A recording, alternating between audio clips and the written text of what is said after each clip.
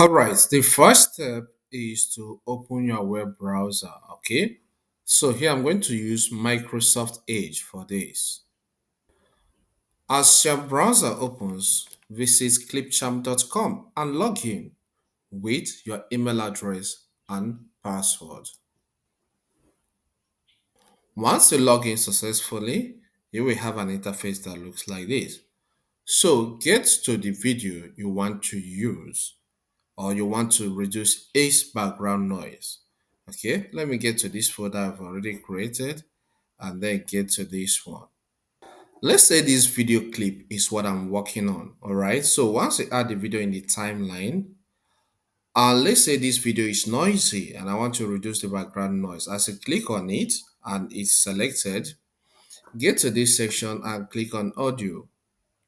Once you click on audio, select detach audio. All right, the audio of the video will be detached and it will be placed at this bottom part. Okay, that's below the main video. Click on that audio. All right, once you click on that audio once, it will be selected. Now look at this noise suppression. Click on this button for it to be toggled on. All right, and you close this pane by clicking on the audio again. Okay, so once the audio, the noise suppression is added to this and you play the video, you will not get any background noise again.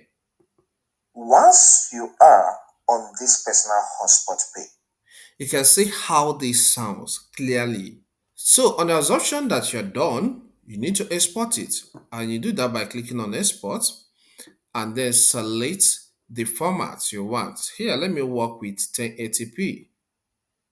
And this video gets exported into the downloads folder of my file explorer. So it is that simple. Once you get to the downloads, you find it, then you play it with clear audio.